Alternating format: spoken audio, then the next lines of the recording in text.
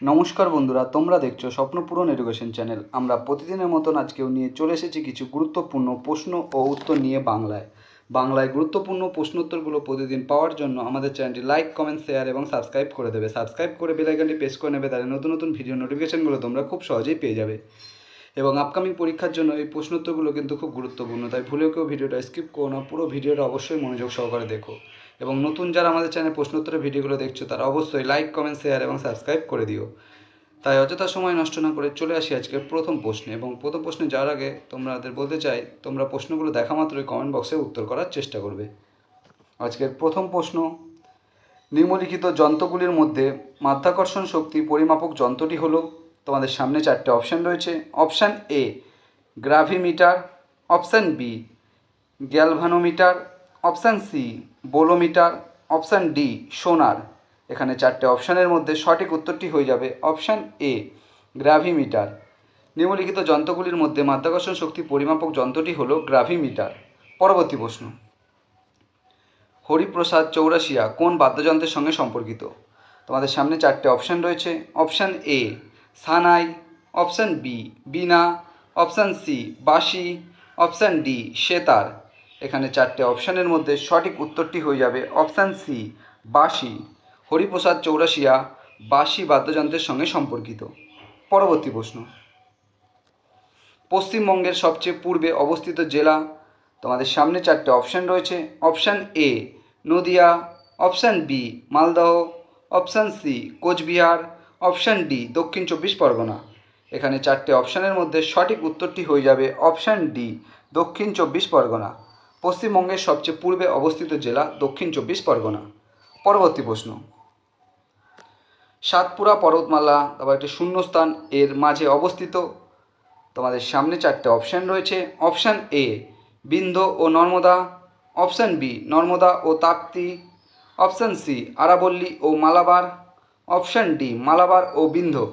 এখানে চারটে অপশানের মধ্যে সঠিক উত্তরটি হয়ে যাবে অপশান বি নর্মদা ও তাপ্তি।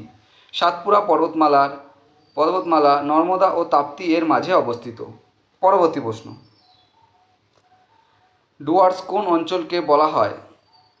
তোমাদের সামনে চারটে অপশান রয়েছে। অপশান এ তিস্তা নদীর বাম দিকের অংশ, অপশান বি তিস্তা নদীর ডান দিকের অংশ, অপশান সি কালিন্দী নদীর উত্তর অংশ, অপশান ডি কালিন্দী নদীর দক্ষিণ অংশ।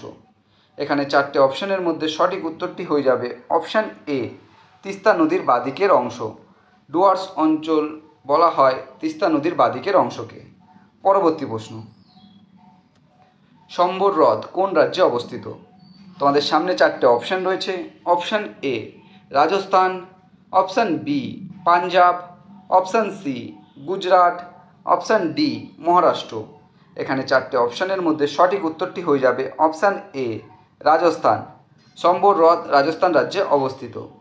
পরবর্তী প্রশ্ন, তিস্তা নদী কোথা থেকে উৎপত্তি লাভ করেছে? তোমাদের সামনে চারটে অপশান রয়েছে। অপশান এ কাঞ্চনজঙ্ঘা প্রস্রবণ, অপশান বি বিদাং হ্রদ, অপশান সি জেমু হিমবাহ, অপশান ডি পাগলাঝোড়া প্রস্রবণ। এখানে চারটে অপশানের মধ্যে সঠিক উত্তরটি হয়ে যাবে অপশান সি জেমু হিমবাহ। তিস্তা নদী জেমু হিমবাহ থেকে উৎপত্তি লাভ করেছে। পরবর্তী প্রশ্ন, সংবাদ প্রভাকর কে সম্পাদনা করতেন? তোমাদের সামনে চারটে অপশান রয়েছে এবং এই প্রশ্নটা কিন্তু খুব গুরুত্বপূর্ণ প্রশ্ন। Option A Dinabandhu Mitra, option B Ishwar Gupta, option C Nabin Chandra Sen, option D Nabagopal Mitra. এখানে চারটে অপশানের মধ্যে সঠিক উত্তরটি হয়ে যাবে অপশান বি ঈশ্বর গুপ্ত। সংবাদ প্রভাকর এর সম্পাদক ছিলেন ঈশ্বর গুপ্ত। পরবর্তী প্রশ্ন, কুকা আন্দোলন প্রবর্তক কে করেছিলেন? এখানে প্রশ্নটা হচ্ছে কুকা আন্দোলন প্রবর্তক কে ছিলেন? এখানে চারটে অপশান রয়েছে তোমাদের মধ্যে। চারটে অপশান হলো option A Kanu, option B Sidhu, option C Jawaharmal, option D Birsa Munda.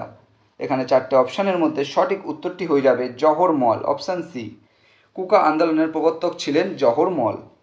পরবর্তী প্রশ্ন, আইলা সাপেলে সন্ধি কবে হয়? তোমাদের সামনে চারটে অপশান রয়েছে। Option A 1745, option B 1749, option C 1748, option D 1746। এখানে চারটে অপশানের মধ্যে সঠিক উত্তরটি হয়ে যাবে অপশান সি 1748। আইলা সাপেলের সন্ধি 1748 সালে হয়েছিল। পরবর্তী প্রশ্ন,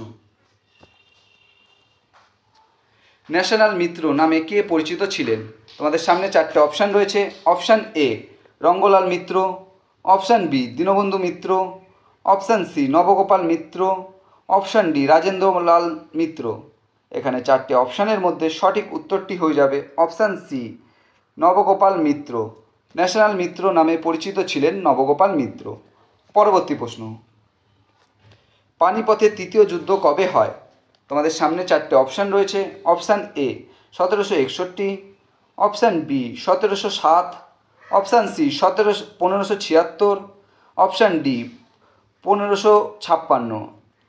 এখানে চারটে অপশানের মধ্যে সঠিক উত্তরটি হয়ে যাবে অপশান এ 1761।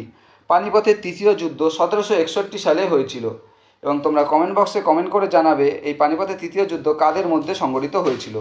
পরবর্তী প্রশ্ন, কর্নওয়ালিস কোড কবে সংকলিত হয়েছিল? তোমাদের সামনে চারটে অপশান রয়েছে। Option A 1795, option B 1793, option C 1791, option D 1789। এখানে চারটে অপশানের মধ্যে সঠিক উত্তরটি হয়ে যাবে অপশান বি 1793। কর্নওয়ালিস কোড সংকলিত হয়েছিল 1793 সালে। পরবর্তী প্রশ্ন, কত সালে বঙ্গভঙ্গ রদ হয়েছিল? তোমাদের সামনে চারটে অপশান রয়েছে। অপশান এ 1914 সালে, অপশান বি 1906 সালে, অপশান সি 1911 সালে, অপশান ডি 1919 সালে। এখানে চারটে অপশানের মধ্যে সঠিক উত্তরটি হয়ে যাবে অপশান সি 1911 সালে। 1911 সালে বঙ্গভঙ্গ রদ হয়েছিল। পরবর্তী প্রশ্ন, প্রথম কে শূন্যকে সংখ্যা হিসাবে গণ্য করেন? তোমাদের সামনে চারটে অপশান রয়েছে। Option A Aryabhata, option B Brahmagupta, option C Pythagoras, option D Aristotle. এখানে চারটে অপশানের মধ্যে সঠিক উত্তরটি হয়ে যাবে অপশান বি ব্রহ্মগুপ্ত। প্রথম শূন্যকে সংখ্যা হিসাবে গণ্য করেন ব্রহ্মগুপ্ত। এটাও কিন্তু খুব গুরুত্বপূর্ণ প্রশ্ন।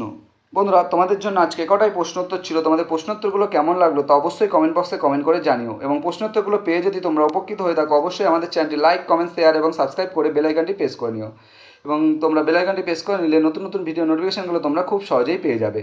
এবং নতুন যারা আমাদের চ্যানেলে প্রশ্নোত্তরের ভিডিওগুলো দেখছো তারা অবশ্যই লাইক, কমেন্ট, শেয়ার এবং সাবস্ক্রাইব করে বেল আইকনটি প্রেস করে নিও।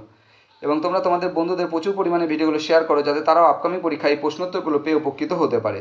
আমাদের ডেসক্রিপশন বক্সে ফেসবুক গ্রুপ, টেলিগ্রাম গ্রুপ এবং হোয়াটসঅ্যাপ গ্রুপের লিঙ্ক দেওয়া আছে, সেখানে গিয়ে সবাই অবশ্যই জয়েন করে নেবে। এবং তোমরা অবশ্যই কমেন্ট বক্সে কমেন্ট করে জানাবে আজকে কটি উত্তর তোমরা সঠিক করেছো।